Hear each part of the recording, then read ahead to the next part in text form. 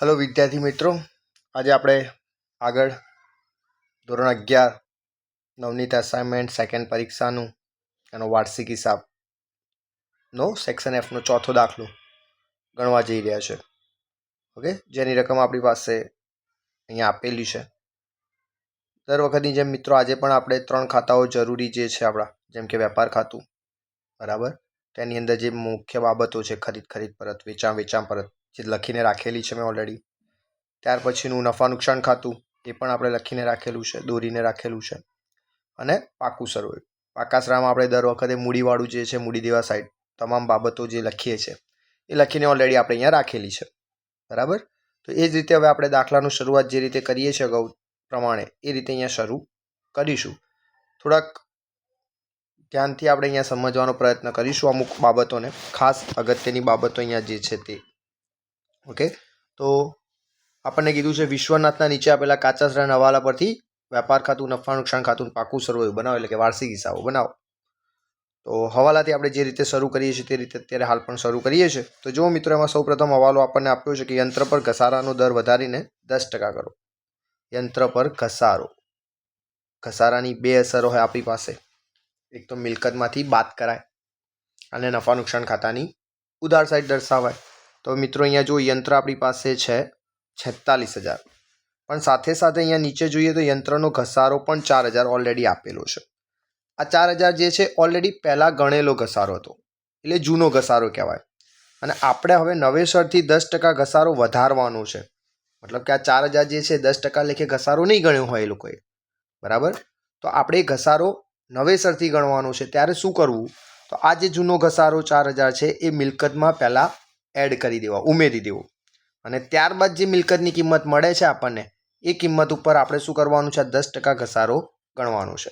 તો સૌપ્રથમ આપણે શું કરીએ? મિલકત છે યંત્ર, એટલે મિલકત લેણા બાજુ 46,000 દર્શાવી દઈએ છીએ. તો આ પાકાસરાની અંદર મિલકત લેણા બાજુ અહીંયા સૌપ્રથમ યંત્ર લખું છું, જે 46,000 હતું. એની અંદર જે આપણો જૂનો ઘસારો હતો, એ જૂનો ઘસારો આની અંદર શું કરી દઈએ છીએ? 4,000 રૂપિયા આપણે એડ કરી દઈએ છીએ, જે કાચા શ્રેયમાં આપણને આપેલો હતો. એટલે 46 + 4 કર્યા, એનો મતલબ ટોટલ આપણી યંત્રની કિંમત 50,000 રૂપિયા હતી. હવે આ 50,000 ઉપર આપણે નવેસરથી 10% ઘસારો ગણવાનો હતો, એટલે કે નવો ઘસારો વધારવાનો હતો 10%.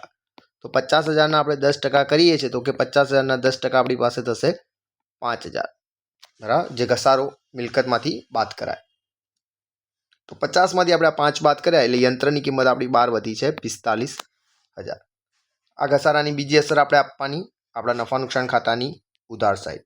તો અહીંયા દર્શાવીએ છીએ કે યંત્ર પર ઘસારો ₹5,000. ઓકે, ત્યારબાદ આગળ જોઈએ તો આગળ કીધું હતું કે ફર્નિચર પર 8% ઘસારો ગણો. ફર્નિચર આપણી પાસે કાચા શ્રેણી અંદર જોઈએ તો ફર્નિચર કેટલું છે આપણી પાસે? તો જો છેક નીચે લાસ્ટમાં અહીંયા આપેલું છે 20,000. એના ઉપર 8% ઘસારો ગણવાનો છે. ઘસારાની સેમ એ જ રીતે અસર આપવાની છે. તો મિલકત લેણા બાજુ પહેલાં ફર્નિચર દર્શાવીએ. ફર્નિચરની કિંમત આપણી પાસે જોઈએ કેટલા રૂપિયા હતી? તો કે 20,000 હતી, અને 8% ઘસારો ગણવાનો હતો. તો ફર્નિચર અહીંયા અંદર દર્શાવું છું 20,000. એમાંથી ઘસારો આપણે 8% લેખે બાદ કરવાનો. તો 20,000ના આપણે 8% કરીએ તો 1,600 રૂપિયા થાય. તો 20,000માંથી આપણે 1,600 રૂપિયા બાદ કરવાના, એટલે રકમ 12 વધે આપણી 18,400 રૂપિયા. આ ઘસારાની બીજી અસર આપણે આપવાની નફા નુકસાન ખાતાની ઉધાર બાજુ, એટલે અહીંયા આપવાની છે ફર્નિચર પર ઘસારો, બરાબર, રૂપિયા હતા 1,600. ત્યારબાદ આગળ વધીએ તો આગળ જોઈએ તો બહુ અગત્યનો એક હવાલો આપેલો છે કે ગયા વર્ષનો બાકી પરચુરણ ખર્ચ ચૂકવી દીધો છે, જે ભૂલથી ઓફિસ ખર્ચ ખાતે ઉતાર્યો છે. હવે જો ચૂકવી દીધો છે તો એ ખર્ચ જે હતો ગયા વર્ષનું, જે દેવું હતું, એ આપણું 0 થઈ જવાનું છે, બરાબર. તો એની રકમ એમાંથી બાદ કરી દેવી પડે આપણે ખરેખર તો. દેવું 0 કરી દેવું પડે, પણ એ રકમ આપણે ઓફિસ ખર્ચ ખાતે ભૂલથી નોંધી દીધી છે. મતલબ ઓફિસ ખર્ચ ખાતે ખોટી અસર નોંધાઈ છે, તો ઓફિસ ખર્ચમાંથી એ રકમ શું કરવી પડશે? આપણે બાદ કરવી પડશે. આ ઓફિસ ખર્ચ આપણી પાસે 3500 છે. હવે આ ગયા વર્ષનો છે, ક્યાં પરચુરણ ખર્ચ આપેલો છે? તો જો અહીંયા દેવું દર્શાવેલું છે, આ 1/4/24ની બાકી છે. 1/4/24 એટલે આમ તો આપણા વર્ષનો પહેલો દિવસ, પણ ગયા વર્ષનો છેલ્લો દિવસ પણ કહી શકીએ, એટલે ગયા વર્ષનો 2000 જે પરચુરણ ખર્ચ હતો ખરેખર એ આની અંદર એડ થઈ ગયો છે. આપણું આ દેવું હતું, દેવું આપણે મૂડી દેવા સાઈડ લખવું પડે આ ખરેખર નહીં ચૂકવેલ છે એટલે, બરાબર. તો લખી જોઈએ અને એની અસર નથી આપતા તો પણ ચાલે ખરેખર. તો નહીં ચૂકવેલ હતું આપણી પાસે પરચુરણ ખર્ચ, પરચુરણ ખર્ચ બરાબર રૂપિયા 2000 હતા. હવે આ ચૂકવી દીધો તો, ચૂકવી દીધો તો મતલબ આ દેવું આપણું શું થઈ ગયું હતું? 0 થઈ ગયું હતું. બરાબર, આ વધતા નથી, આની અસર અહીંયા નથી આપતા તો પણ ચાલે, આ ચૂકવેલ છે. પણ આની અસર ખરેખર આમાંથી બાદ નહોતા કર્યા, એની જગ્યાએ શું કરી દીધું હતું? ભૂલથી ઓફિસ ખર્ચમાં નોંધેલા હતા. તો એ રકમ હવે 2000 રૂપિયા આપણે ઓફિસ ખર્ચમાંથી શું કરવી પડશે? બાદ કરવી પડશે. ઓફિસ ખર્ચ 3500 રૂપિયા છે. ઓફિસ ખર્ચ આપણો લખાય નફા નુકસાનમાં ઉધાર સાઈડ, તો અહીંયા ઓફિસ ખર્ચ લખીએ છીએ. ઓફિસ ખર્ચ 3500 રૂપિયા. આમાંથી માઇનસ કરીશું ગયા વર્ષના પરચુરણ ખર્ચના, બરાબર રૂપિયા હતા 2000, એટલે 3500માંથી આ 2000 કાઢી નાખ્યા તો બાર રકમ આપણી વધી એની 1500 રૂપિયા. બરાબર, બહુ અગત્યનો એવો હવાલો છે. ત્યાર પછી વેચાણ નોંધનો સરવાળો 10000 વધુ ગણ્યો હતો. તો પહેલાં વેચાણને આપણે દર્શાવી દઈએ. વેચાણ આપણું કેટલું છે? તો કે વેચાણ 1,85,000 છે. વેચાણ પરત આપણને ક્યાંય આપેલું છે નહીં, બરાબર. તો વેચાણ આપણું અહીંયા 1,85,000 લખી કાઢીએ છીએ. વેચાણ પરત છે નહીં એટલે આપણું વેચાણ ખરેખર ચોખ્ખું છે 1,85,000 જ. પણ એવું કીધું હતું 10000 સરવાળો વધુ ગણ્યો હતો. આ પેટા નોંધના સરવાળાની ભૂલ છે. પેટા નોંધના સરવાળાની હંમેશા એક જ અસર થાય, જે તે પેટા નોંધમાંથી પ્લસ અથવા માઇનસ થાય. વધુ હોય તો બાદ કરાય, ઓછો હોય તો પ્લસ કરાય. એટલે આપણે આ વેચાણનો સરવાળો વધુ છે તો અહીંયા એમાંથી બાદ કરીશું ખાલી સરવાળો વધુ, બરાબર. કેટલા રૂપિયા? તો કે 10000 રૂપિયા. આપણી રકમ બાર વધી છે 1,75,000. આની બીજી અસર ક્યારે થતી નથી. ઓકે. ત્યાર પછી પગારમાં જોઈએ તો પગારમાં કીધું 80% રકમ ચૂકવેલ છે અને 20% ચૂકવવાની બાકી છે. તો પગાર જોઈએ મિત્રો તો અહીંયા કેટલા છે આપણી પાસે? જો 16000 છે. આ 16000 કેટલા ટકાએ હતા? 80%. 80% કેટલા ચૂકવ્યા હતા? 16000 ચૂકવેલા હતા. તો 20 આપણે ચૂકવવાના કેટલા બાકી છે તે આપણે શોધવાના થાય. તો આનો ચોકડી ગુણાકાર કરીએ તો કે 20 ગુણ્યા 16000 ભાગ્યા શું થશે?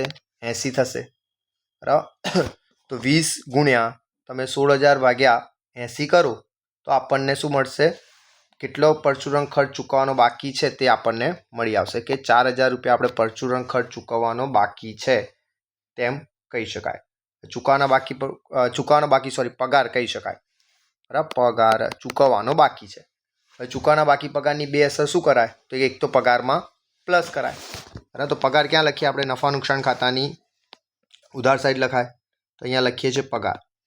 પગાર હતો આપણો 16000, બરાબર. વત્તા ચૂકવવાનો બાકી હતો 4000, એટલે 16 વત્તા 4 ટોટલ થઈ જશે 20000. અને ચૂકવવાના બાકી પગારની બીજી અસર શું હોય? તો આપણા માટે દેવું થયું, મતલબ મૂડી દેવા બાજુ અપાય. ચૂકવવાનો બાકી પગાર રકમ હતી 4000. ઓકે. ત્યારબાદ આગળ જોઈએ તો આગળ કીધું છે રોકડ સિલકમાં 500ની નોટ બનાવટી માલુમ પડી. મતલબ 500 રૂપિયાનું આપણને રોકડ સિલકમાં નુકસાન થયું. તો રોકડ સિલક કેટલી છે આપણી? 20000 છે. રોકડ સિલક લખાય ક્યાં? મિલકત લેણા સાઈડ. તો મિલકત લેણા સાઈડ અહીંયા દર્શાવું છું. રોકડ સિલક 20000 રૂપિયા, બરાબર. જેમાં 500 રૂપિયાનું નુકસાન થઈ ગયું છે ખોટી નોટનું, બરાબર. ખોટી નોટનું નુકસાન છે 500 રૂપિયા. રોકડ આપણી પાસે વધી જાય કેટલી કહેવાશે? 19500. કારણ કે ખોટી નોટ છે એટલી રોકડ સિલક આપણી ઘટી જવાની, એટલે રોકડ સિલકમાંથી આપણે બાદ કરી દેવાય. અને નુકસાન થયું તો નુકસાન આપણે નફા નુકસાનની ઉધાર સાઈડ, બરાબર. કે રોકડ સિલકનું નુકસાન, રોકડ સિલકમાં નુકસાન, બરાબર. બનાવટી નોટ એવું પણ લખી શકીએ 500 રૂપિયા, બરાબર. નકલી નોટનું નુકસાન રૂપિયા 500, અથવા પરચુરણ ખર્ચ એવો શબ્દ પણ આપણે અહીંયા વાપરી શકાય. તો મિત્રો આ હતા આપણા હવાલા. હવે 1 બાય 1 શું કરીશું આપણે? જે કાચાસરાની તમામ બાબતો છે એને જ્યાં જ્યાં લખવાની છે ત્યાં દર્શાવતા જઈશું. તો પહેલાં જમા બાજુ જોઈ લઈએ આપણે. તો જમા બાજુ પહેલું આપણને આપ્યું છે મૂડી. મૂડી આપણે લખવાની, મૂડી દેવા 1 લાખ રૂપિયા આપેલી છે મૂડી. ઓકે. મૂડી પછી આગળ જોઈએ તો વેચાણ આપણે લખી કાઢ્યું છે. નહીં ચૂકવેલ પરચુરણ ખર્ચ પણ લખાઈ ગયું છે. ત્યારબાદ દેવી હુંડી હતી 10,000, એ પણ ક્યાં દર્શાવાય? મૂડી દેવા બાજુ જ. તો દેવી હુંડી રૂપિયા 10,000. દેવી હુંડી પછી આગળ વધીએ છીએ તો ગાલખાત પરત 5,000. ગાલખાત પરત લખાય નફા નુકસાન ખાતાની જમા બાજુ. તો અહીંયા દર્શાવીએ છીએ ગાલખાત પરત રકમ છે 5,000. ગાલખાત પરત પછી હતું વેપારીઓ. વેપારીઓ એટલે લેણદારો 20,000. બરાબર, લેણદારો લખાય પાકાશ્રામાં મૂડી દેવા બાજુ, એટલે અહીંયા લખીએ છીએ વેપારીઓ 20,000. બરાબર, આનો મતલબ બીજો શું થાય છે? લેણદારો. ત્યારબાદ આગળ જોઈએ તો ત્યારબાદ આપણી પાસે આગળ છે ગાલખાત અનામત. ઓકે, હવે આ ગાલખાત અનામત ખરેખર તો આપણે નફા નુકસાનની ઉધાર બાજુ ફોર્મેટ બનાવતા હતા, પણ અહીંયા ફોર્મેટ નહીં બનાવીએ, કારણ કે હવાલામાં ક્યાંય ગાલખાત અનામત કે કાચાશ્રયમાં પણ બીજું કોઈ આપેલું નથી. ફક્ત અહીંયા ગાલખાત અનામત આપેલું. જ્યારે આ ફક્ત કાચાશ્રયમાં ગાલખાત અનામત આપ્યું હોય ત્યારે એની બે રીતે અસર અપાય. એક તો મૂડી દેવા સાઈડ પણ દર્શાવી શકાય, અથવા દેવાદારોમાંથી બાદ પણ કરી શકાય. તો આપણે દેવાદારોમાંથી બાદ કરીને દર્શાવીએ. દેવાદારો એટલે આપણા ગ્રાહકો 22,000 હતા, એમાંથી 8,000 શું કરીશું? બાદ કરીને દર્શાવીશું. ગ્રાહકો આપણે લખાય મિલકત લેણા બાજુ. ગ્રાહકો જે હતા આપણા 22,000, એમાંથી ગાલખાત અનામત શું કરી દઈશું? 8,000 રૂપિયા બાદ કરી દઈશું. એટલે 22માંથી 8 જતા રહ્યા તો આપણી પાસે રકમ બચી 14,000. બરાબર, અથવા મૂડી દેવા સાઈડ પણ લખી દો 8,000 તો પણ ચાલે. બરાબર, પાકાશ્રાયના જવાબમાં થોડોક ડિફરન્સ પડે, પણ બંને અસરો યોગ્ય છે, સાચી છે. ઓકે, તો આપણે ગાલખાત અનામત લખી કાઢ્યું. ત્યાર પછી નિવૃત્તિ ફંડ, એક પ્રકારનું પ્રોવિડન્ટ ફંડ તરીકે પણ ઓળખાય, જે લખાય મૂડી દેવા બાજુ. તો મૂડી દેવા બાજુ આપણે લખીએ છીએ નિવૃત્તિ ફંડ 20,000 રૂપિયા. નિવૃત્તિ ફંડ 20,000 રૂપિયા. ઓકે, તો એક સાઈડ આપણે કાચું સરવૈયું જે હતું જમા સાઈડ એ પૂરું કર્યું. હવે ઉધાર સાઈડ. ઉધાર સાઈડ પહેલું છે વ્યવસ્થિત ખરીદી 55,000. ખરીદી આપણે વેપાર ખાતાની ઉધાર બાજુ. ખરીદી 55,000. ઓકે, આમાં વ્યવસ્થિત જ લખી છે, એટલે ખરીદ પરત છે જ નહીં, એટલે હું આની રકમ સીધી બહાર દર્શાવી જ દઉં છું. ત્યાર પછી આગળ જઈએ તો પગાર આપણે દર્શાવી દીધો. બરાબર, ઓફિસ ખર્ચ પણ આપણે લખી કાઢ્યો. ત્યારબાદ વીમા પ્રીમિયમ, જેમાં ગુપ્ત હવાલો, છુપાયેલો હવાલો છે. વીમા પ્રીમિયમ આપણે લખવાનું હોય નફા નુકસાન ખાતાની ઉધાર બાજુ. તો વીમા પ્રીમિયમ લખીએ છીએ નફા નુકસાન ખાતાની ઉધાર સાઈડ. વીમા પ્રીમિયમ રૂપિયા હતા 1,500. હવે આમાં ગુપ્ત હવાલામાં શું કીધું હતું? તો કે 30/6/25 રોજ પૂરા થતા વર્ષનું 1200 સહિત છે. આપણું વર્ષ 31/3 પતી ગયું, આપણે 30/6 સુધી ભર્યું, મતલબ 3 મહિનાથી 3 મહિનાનું અગાઉથી ચૂકવ્યું. એટલે કે 1200માંથી 3 મહિનાનું શોધીએ તો કે 1200 ગુણ્યા 3/12, તો 300 રૂપિયા આપણે અગાઉથી ચૂકવેલ છે. અગાઉથી ચૂકવેલની બે અસર હોય ખર્ચની. એક તો ખર્ચમાંથી બાદ કરાય, એટલે આપણે વીમા પ્રીમિયમમાંથી માઇનસ કરીશું. અગાઉથી ચૂકવેલ વીમા પ્રીમિયમ 300 રૂપિયા, એટલે 12 રકમ વધશે 1200 રૂપિયા. અને અગાઉથી ચૂકવ્યું એટલે આપણા માટે લેણું થયું. તો મિલકત લેણા બાજુ અગાઉથી ચૂકવેલ વીમા પ્રીમિયમ રૂપિયા 300. બરાબર, ત્યારબાદ આગળ વધીએ તો જોઈએ તો નિવૃત્તિ ફંડમાં ફાળો. ફાળો એટલે ખર્ચ થયો નફા નુકસાન ખાતાની ઉધાર બાજુ 3,000. નિવૃત્તિ ફંડમાં ફાળો 3,000 રૂપિયા. ત્યારબાદ આગળ વધીએ તો રેલવેનું અને ડેમરેજ જે 1,500 આપ્યું નફા નુકસાનમાં લખાય, વેપાર ખાતામાં ઉધાર સાઈડ લખાય.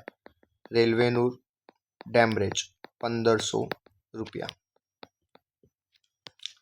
ત્યારબાદ આગળ જોઈએ તો ભાડું અને વેરા ખર્ચો થયો નફા નુકસાનમાં ઉધાર બાજુ. ભાડું અને કરવેરા 7,500. ભાડું કરવેરા 7,500. ત્યારબાદ આગળ વધીએ તો આગળ છે આપણી પાસે ઓફિસનું મકાન 1 લાખ. મકાન એટલે મિલકત થઈ, મિલકત લેણા બાજુ. ઓફિસનું મકાન 1 લાખ. ઓફિસનું મકાન 1 લાખ રૂપિયા. ત્યારબાદ આગળ વધીએ. આગળ જુઓ તો છે આપણી પાસે યંત્ર આપણે દર્શાવી દીધા. ત્યારબાદ સ્ટોક 31/3/25 આખો સ્ટોક કહેવાય. કાચા શ્રેયામાં આપેલો છે એટલે એક જ અસર કરવી પડે, મિલકત લેણા બાજુ આખર સ્ટોક મિલકત લેણા બાજુ 15,000 રૂપિયા.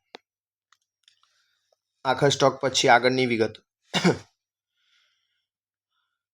ગ્રાહકો છે જે દર્શાવી દીધા, રોકડ સિલક લખી કાઢી, અગાઉથી ચૂકવેલ ભાડું, અગાઉથી ચૂકવેલ લેણું થયું એટલે મિલકત લેણા બાજુ દર્શાવવાનું. તો અગાઉથી ચૂકવેલ ભાડું ₹2,000. ત્યાર પછી આગળ વધીએ તો કે 12% નિવૃત્તિ ફંડના રોકાણો લખાય મિલકત લેણા બાજુ. મિલકત લેણા બાજુ નિવૃત્તિ ફંડના રોકાણો રૂપિયા હતા 20,000.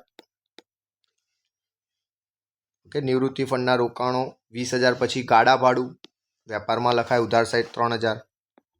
ગાડા ભાડું ₹3,000. ત્યારબાદ યંત્ર પર ઘસારો લખાઈ ગયો, ફર્નિચર પણ આપણું લખાઈ ગયું. બરાબર. તો આ રીતે આપણે આખો દાખલો જે છે એ અહીંયા કમ્પ્લીટ કરી શકીએ. હવે શું કરીશું આપણે? તો 1 બાય 1 ખાતાઓ બંધ કરીશું. તો સૌ પ્રથમ વેપાર ખાતું બંધ કરીએ. તો વેપાર ખાતું બંધ કરતા વખતે શું કરીએ? સૌ પ્રથમ જમા સાઈડ ટોટલ જોઈએ તો વધુ છે કે જમા સાઈડનું ટોટલ છે 1,75,000.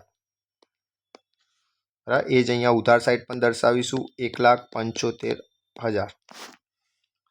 એમાંથી શું કરીશું? 1,75,000માંથી પહેલાં 55,000 ખરીદીવાળા બાદ કરીશું, 1,500 બાદ કરીશું અને 3,000 બાદ કરીશું. તો રકમ આપણી બચે છે અહીંયા 1,15,500, જેને આપણે કહીએ છીએ કાચો નફો. જે અહીંથી લઈ જવામાં આવે નફા નુકસાન ખાતે લઈ ગયા. ઓકે. ત્યાર પછી આ કાચો નફો આપણે દર્શાવવાનો હોય નફા નુકસાન ખાતાની જમા બાજુ. તો અહીંયા કાચો નફો 1,15,500 રૂપિયા. 1,15,500 રૂપિયા. હવે ત્યાર પછી આગળ નફા નુકસાન ખાતું બંધ કરીએ. તો નફા નુકસાન ખાતામાં પણ જમા સાઈડનું ટોટલ વધુ દેખાઈ રહ્યું છે એટલે આપણે સૌ પ્રથમ જમા સાઈડનું ટોટલ કરીએ. જમા સાઈડનું ટોટલ આપણું 1,15,500 તો હતા જ, વત્તા એમાં ઉમેરવાના છે બીજા 5,000 એટલે કે 1,20,500. એ જ ઉધાર સાઈડ 1,20,500. એમાંથી શું કરીએ? 1 બાય વિગતો વાત કરીએ 1 બાય 1. તો પહેલી 5,000, ત્યારબાદ 1,600, ત્યારબાદ 1,500, ત્યારબાદ 20,000, ત્યારબાદ 500, એના પછી છે 1,200, એના પછી છે 3,000 અને છેલ્લે છે 7,500. બરાબર. તો અહીંયા રકમ બચે છે આપણી પાસે 80,200, જેને આપણે કહીએ છીએ ચોખ્ખો નફો, જે અહીંથી લઈ જવાનું પાકા શ્રેયામાં મૂડી ખાતે. બરાબર. તો અહીંયા ચોખ્ખો નફો મળ્યો છે આપણને 80,200. ઓકે. મૂડીનું ફોર્મેટ બંધ કરીએ તો આનું ટોટલ છે 1,80,200 એટલે 12 પણ અહીંયા રકમ લખાશે 1,80,200. હવે પાકા શ્રેયાની બંને બાજુના સરવાળા આપણે મેળવવાના.